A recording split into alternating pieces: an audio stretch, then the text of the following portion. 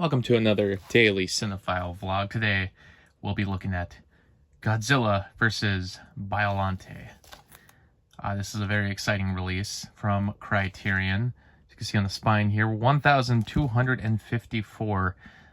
We have been waiting for a release of this movie for a very long time. It has been released on Blu-ray before via, I believe, Lionsgate or Miramax or some deal with them. But there's a whole rights issue with this movie. It has been available on Blu-ray before, about a decade ago, and it went out of print. No other available release of the movie. For a while, it did have a bootleg on Blu-ray that you could purchase pretty easily, but officially now from Criterion Collection, we have Godzilla vs. Biollante. And what's really cool about this release is this will complete my Godzilla collection. Granted, there's the animated series, and there's also the Netflix animated films that I really don't have too much knowledge of, but those do not have a physical media release, at least in the United States. I did only get the Blu-ray of this, but there is also a 4K, and as it says on the back, this is a new 4K digital restoration. Different new special features to come along with this release. I believe for some of the other Godzilla movies that were released from Criterion, I don't know if they had the same touch-up job. The original Godzilla looks fantastic, and it has a 4K disc. But the other ones, the sequels, I don't know if they were cleaned up as well. I don't know if Toho provided the best resources to Criterion to release the sequels, but regardless, this one gets an exquisite release. I am questioning if they're going to be doing some of the later Godzilla movies. I have the other ones. They were released by Sony. And actually, if I look here, one of the releases I have is Return of Godzilla.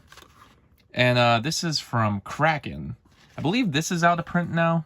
And as for those Sony releases, I feel like those also went out of print. Or at least Sony doesn't have the rights to release them anymore. But there's also Godzilla 1985. This is the American version of the movie, which was extensively changed for the US audiences, and was only ever available on VHS. There is no Blu-ray of this movie. Hasn't been available since, I believe, this release, basically. So, one of the things I'm wondering, given that this new release here is part of that same reboot series that began with Godzilla 1985, or, Return of Godzilla, as it was originally titled, I'm questioning if Criterion's going to be releasing another set as they did with the initial Godzilla movies. But I'm wondering if they're holding off because there are some issues with getting Godzilla 1985. Because I feel like if you're going to do a proper release of Return of Godzilla, you have to include Godzilla 1985. There are some rights issues with that movie. That's why it hasn't been released beyond VHS. But I'm hoping that that's the ultimate plan. And this is just a starting point. They're releasing this movie, which is, at least in the physical media world, very famous for not being available for the longest time. And hopefully it continues from here. Hopefully we'll see the Return of Godzilla, literally the Return of Godzilla on Blu-ray, along with the American edit of the film, Godzilla 1985. I think that would be a dream come true, but I'm not a fan of when they do the write-ups this way, but I guess it does lead to a pretty cool poster. That I was expecting to see a theatrical poster or the cover of the Blu-ray disc, but here's an original poster art. That's very nice. But yeah, I didn't get the 4K of this. I just didn't feel like it was necessary. I have all the other ones on Blu-ray. I did actually get Godzilla -1 on 4K, only because it comes with Godzilla minus color, but Godzilla minus color only comes on Blu-ray. So I do own this. along with this set, which includes the different special features.